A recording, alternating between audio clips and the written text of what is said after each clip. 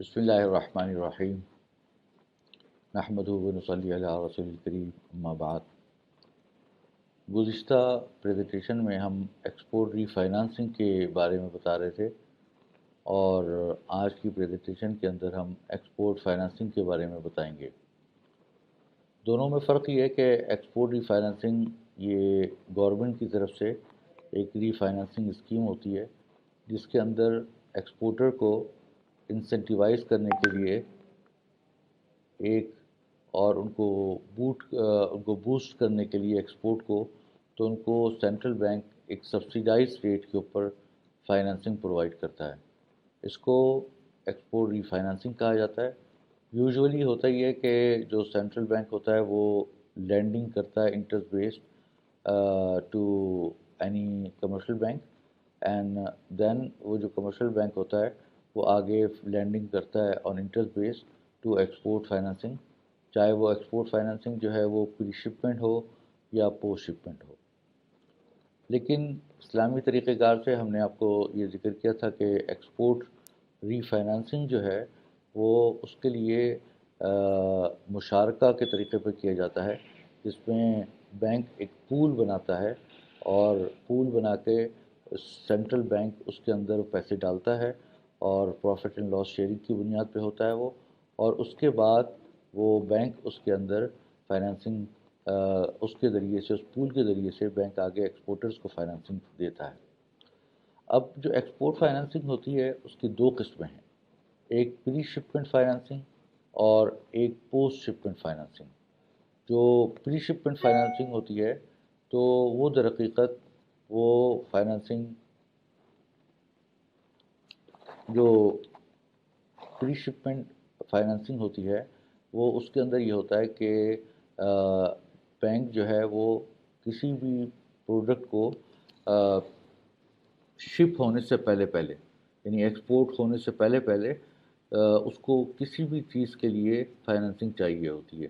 بعض اوقات اس کو کوئی چیز بنانی ہوتی ہے، کوئی اسٹف پروڈیوس کرنا ہوتا ہے، بعض اوقات اس کو کوئی چیز خریدنی ہوتی ہے مارکیٹ سے، اور اس پہ کچھ کام کر کے اس کو ایکسپورٹ کرنا ہوتا ہے، یا صرف سمپل خرید کر اس کو آگے ایکسپورٹ کر دیتا ہے مارکیٹ سے، بلک میں خرید کر وہ آگے ایکسپورٹ کر دیتا ہے۔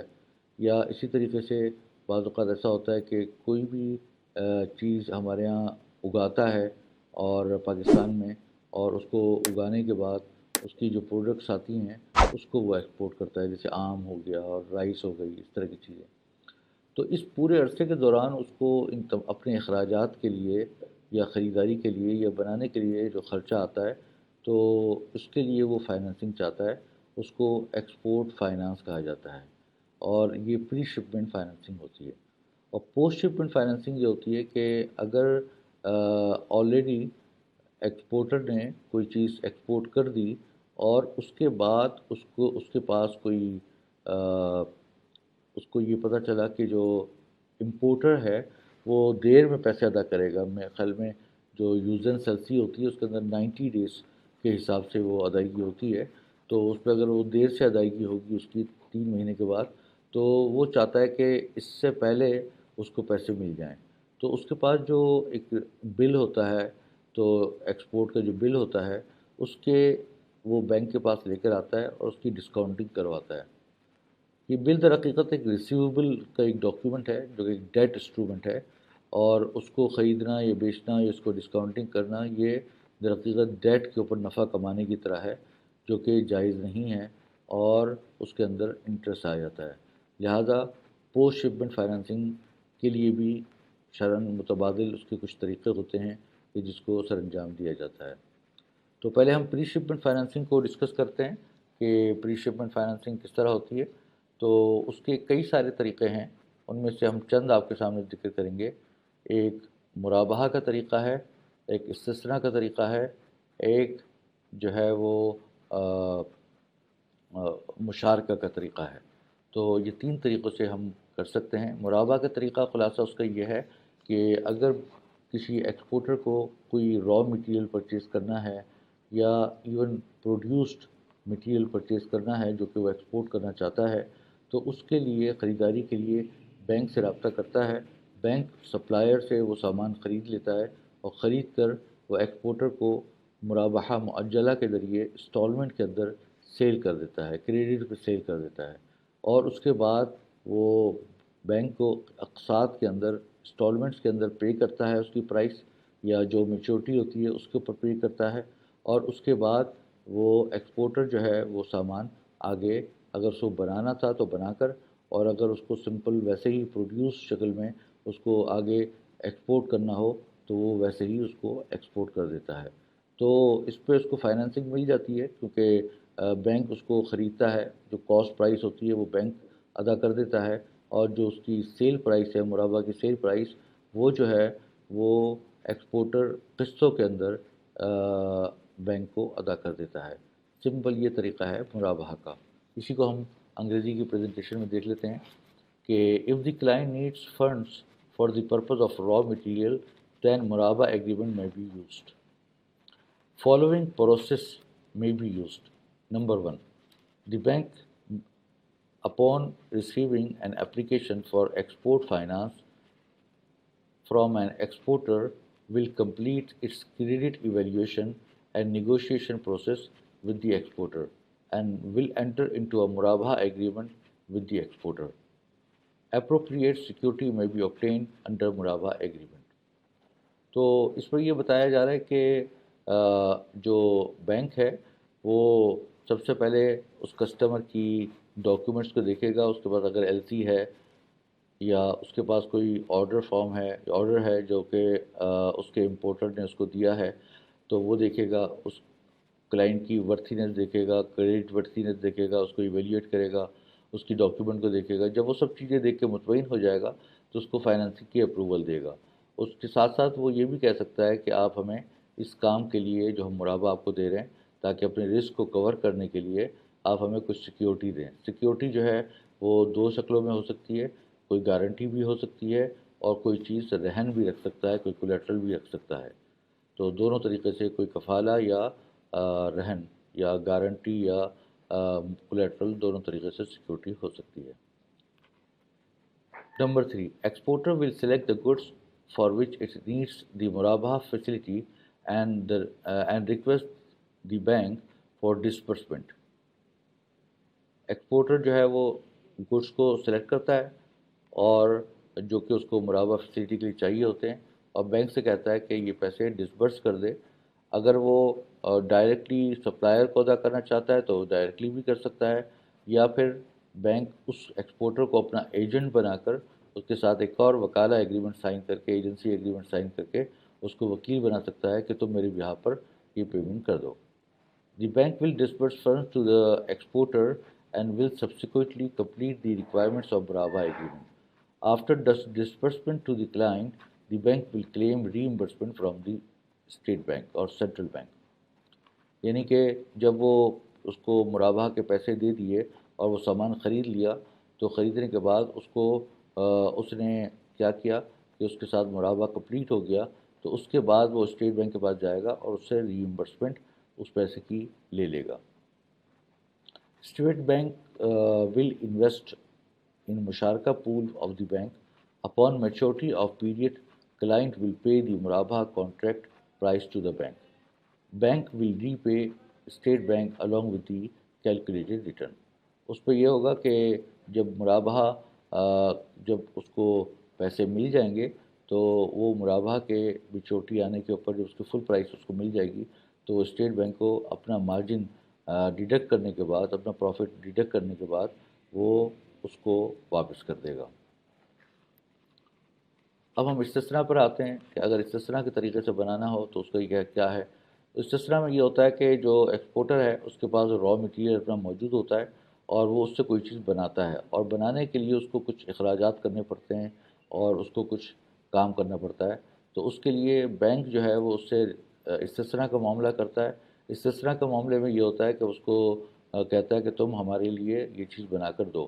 جب وہ بنا کر دیتا ہے تو اس کی ایک اس کو ایڈوانس میں اس کے پیسے دے دیتا ہے، اور اس کے بعد وہ سامان بناتا ہے۔ جب وہ ایکسپورٹر وہ سامان بنا دیتا ہے تو بنانے کے بعد اس کو ایجنٹ مقرر کرتا ہے کلائنٹ کو کہ تم میرے بہاف پر یا تو ایکسپورٹ کر دو یا پھر تم جو ہے وہ یا پھر خود ڈائریکٹلی بینک اس کو کلائنٹ کے ڈائریکٹلی بینک اس کو ایکسپورٹ کر دیتا ہے، کیونکہ جو ہے وہ اس صورت کے اندر مالک جو ہے وہ بینک بن جاتا ہے۔ So the brief summary of Istisna is that in case client requires export financing for manufacturing or producing any product and he has a raw material, so then he needs to fulfill his requirements of any particular expenses regarding producing of that particular product. So he will sign an istisna agreement with the bank in which bank request him or orders him to manufacture or to make or to produce a particular product, and once it is ready and once it is produced, it will be delivered to the bank, and bank pays its price in advance. So by that way, he will use this advance amount for fulfilling his requirement of any expenses, and then once the product is ready, so banks owns it, and after owning that, there are two way: either bank directly export that thing to the importer, or he will make the client as agent of the bank to export on his behalf to the importer. This is the summary of this contract. If the client needs funds for the manufacturing the goods to be exported, then the following process may be used. Number one, client will approach the bank to get financing for the manufacturing of specified goods. Client will inform the bank about the certain minimum sale price of the goods. The bank may get it verified from independent sources. وہ یہ check کرتا ہے کہ اس کی جو value وہ بتا رہا ہے آیا مارکیٹ ویلیو یہی ہے یا نہیں ہے. So he checks the market value. However, in case of confirmed LC and/or contract price of the goods can be confirmed, the bank will give money to the client under istisna to manufacture and deliver the goods to the bank. Please note that the bank need to deduct its profit margin from the minimum export value of the goods. The bank can also ask for a security against istisna facility. After disbursement to the client, the bank will claim reimbursement from State Bank. State Bank will invest in Musharaka pool of the bank. Once the goods are manufactured, they will be the property of Islamic Bank. Under istisna contract, under the istisna, the customer is liable to only to deliver goods to Islamic Bank. تو یہاں پر جو اوپر 3 number میں بتایا وہ یہ کہا گیا ہے کہ یہ یاد رہے کہ جو ایکسپورٹ کی جو پرائس ہے، یعنی جس قیمت پہ اس کو ایکسپورٹ کرنا ہے، تو جو استثنا کی پرائس ہے وہ اس سے کم ہوگی، تاکہ جو مارجن ہوگا وہ بینک کا پروفٹ ہوگا، وہ بینک کا اور سینٹرل بینک کا مشترکہ پروفٹ ہوگا. تو اس لیے جو ہے وہ ایک مارجن ہونا ضروری ہے، ورنہ تو پھر وہ بینک اس سے نفع نہیں کما پائے گا.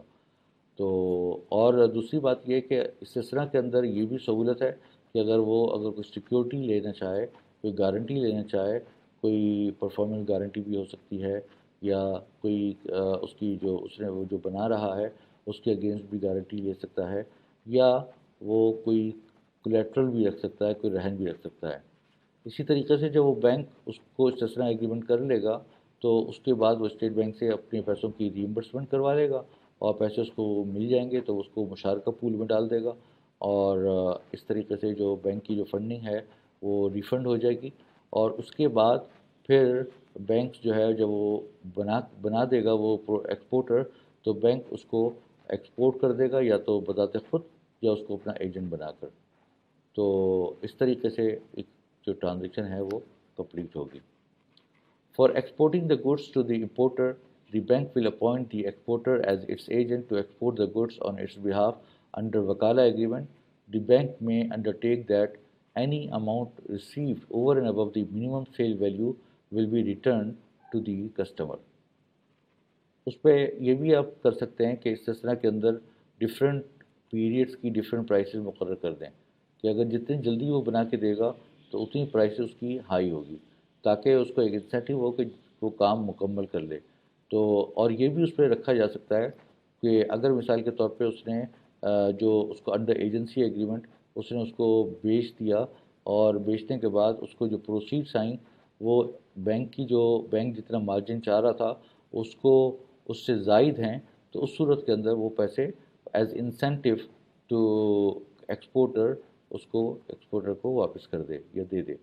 تو but it is on the civil discretion of the bank. So, in short, the summary is that if exporter wants to become as agent to the bank to export the goods by himself on behalf of the bank, so he may sign an agreement that it will say that in case he receives from the importer an extra amount which will be extra to the margin of the bank, so it will be given to him as incentive. So it can also be allowed. Exporter will now export the goods acting as the bank's agent. The proceeds will be remitted to the bank. The bank will deduct its cost of goods and profit, which is the Cessna price, from the proceeds and pay the balance to the client. Bank will repay State Bank or Central Bank with the calculated return. اگر اس سے incentive کا یہ طے ہوا ہے تو اس کو جو اضافی رقم آئے گی تو وہ اس کو واپس کر دے گا.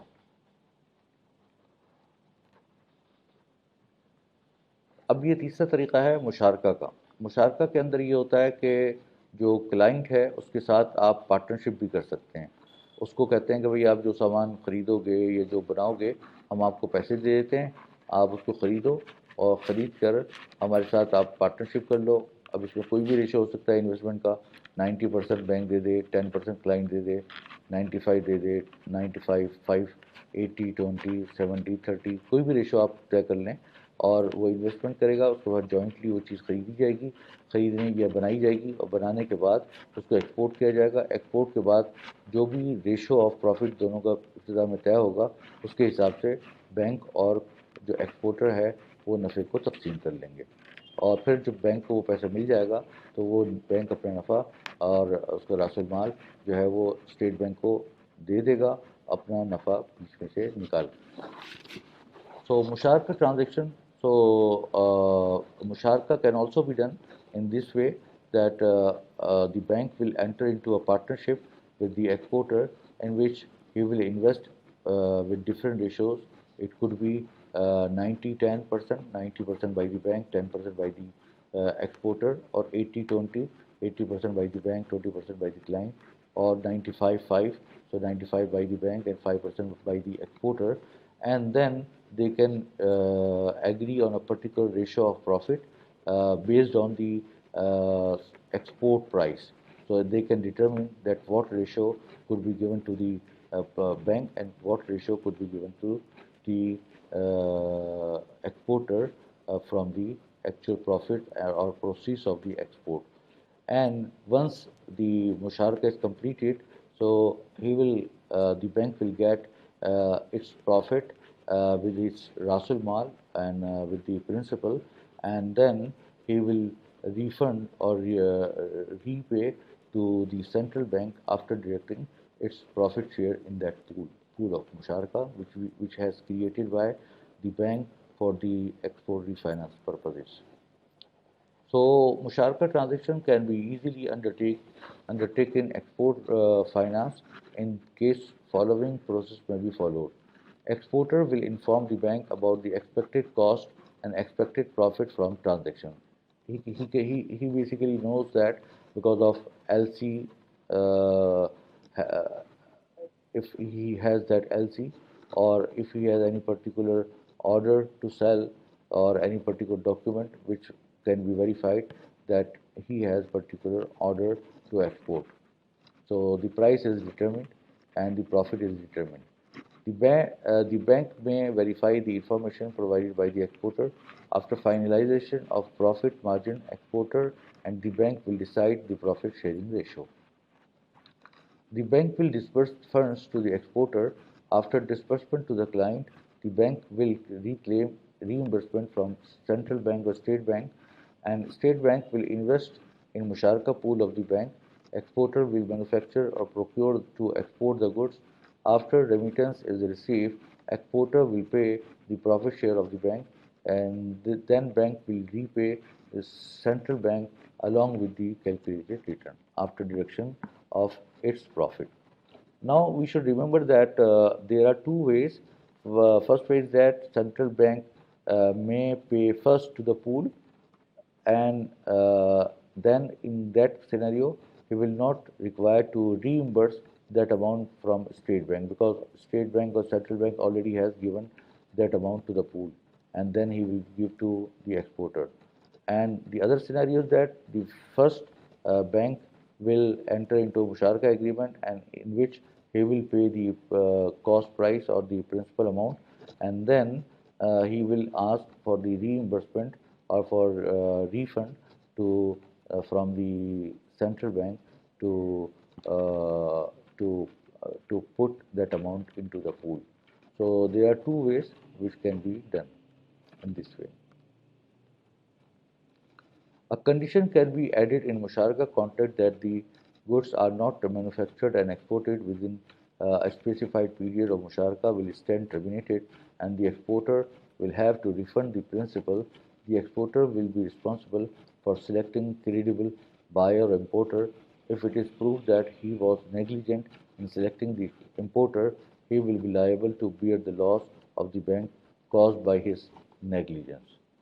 यहाँ पे ये कह रहे हैं कि आप मुशारका के तहत पैसे देते हुए आप उसको ये कह सकते हैं कि भाई आप फ़लाँ इम्पोर्टर को या फ़लाँ किस्म के इम्पोर्टर को आप देना जो बहुत ही क्रेडिट वर्थीनेस हों, क्रेडिबल हों, अमानतदार हों, दयानतदार हों, ताकि वो आपके पैसे से जो चीज़ आप उसको भेजें तो आपको फ़ौरन प्रोसीड्स को भेज दें और आपको सेल प्रोसीड्स मिल जाए। तो एक तो ये करें, और दूसरा ये कि अगर इन केस अगर वो उसके बावजूद उसने किसी ऐसे कस्टमर को भेज दिया जो कि क्रेडिबल नहीं था, उसको प्रॉपर डॉक्यूमेंटेशन और सिक्योरिटी उससे नहीं ली, तो उस सूरत के अंदर ये पार्टनर की यानी एक्सपोर्टर की नेग्लिजेंस करार पाएगी और उसके नतीजे में वो नुकसान का ज़िम्मेदार होगा और नुकसान का लायबल होगा। तो ये पूरा खुलासा था मुशारका का। तो इस सूरत के अंदर दो मुशारका हुए, एक मुशारका पूल और बैंक के पास हुआ जिसमें बैंक सेंट्रल बैंक से पैसे पहले या बाद में लेकर पूल क्रिएट करता है, और उस पूल के ज़रिए से वो पैसे जो है वो एक्सपोर्टर को देता है। इन केस अगर वो पैसे बाद में बैंक से लिए लेकिन पूल पहले से क्रिएट किया हुआ था जिसमें बैंक सेंट्रल बैंक के और पैसे भी पहले से पड़े हुए हैं जो कि उसने इस मद में दिए हुए हैं, तो वो उस पैसे को यूज़ कर लेगा और जो नया पैसा आएगा वो फिर उस पूल के अंदर डल जाएगा। वो एक वो एक एक्सपोर्टर्स के लिए एक सेग्रीगेटेड एक अलग से पूल बनाया जाएगा, मुशारका पूल, जिसके अंदर से पैसे जिसमें आते रहेंगे और जाते रहेंगे। तो इस तरीके से जो है वो एक्सपोर्ट रीफाइनेंस और एक्सपोर्ट फाइनेंसिंग का अमल मुकम्मल में आएगा। In order to further secure himself from any negligence on the part of the exporter, the financier may put a condition that he will be responsible for the exporter to export the goods in full conformity with the conditions of the LC and the contract. उसके लिए ज़रूरी है कि वो LC के हिसाब से सामान बना के भेजे, LC में किसी भी किस्म की कोई डिस्क्रिपेंसी ना पाई जाए। However, being a partner of the exporter, the financier will be liable to bear any loss which may be caused due to a reason other than negligence or misconduct. चूँकि ये मुशारका है और मुशारका के अंदर ये उसूल है कि अगर कोई लॉस हो जाए तो उसको शेयर करना पड़ता है, बशर्ते कि वो एक्सपोर्टर या दूसरे शरीक के नेग्लिजेंस या किसी मिसकंडक्ट या ताअद्दी या तकसीर या कसूर की वजह से ना हो। तो अगर इसकी वजह से होगा तो फिर वो लायबल होगा। तो ये था खुलासा एक्सपोर्ट फाइनेंसिंग का जो कि प्री शिपमेंट होगी, और आज हम अपनी प्रेजेंटेशन यहाँ पर ख़त्म करते हैं। इंशाअल्लाह तीसरे पार्ट के अंदर हम पोस्ट शिपमेंट फाइनेंसिंग के बारे में जिक्र करेंगे। वाखिर दावाना अल्हम्दुलिल्लाहि रब्बिल आलमीन।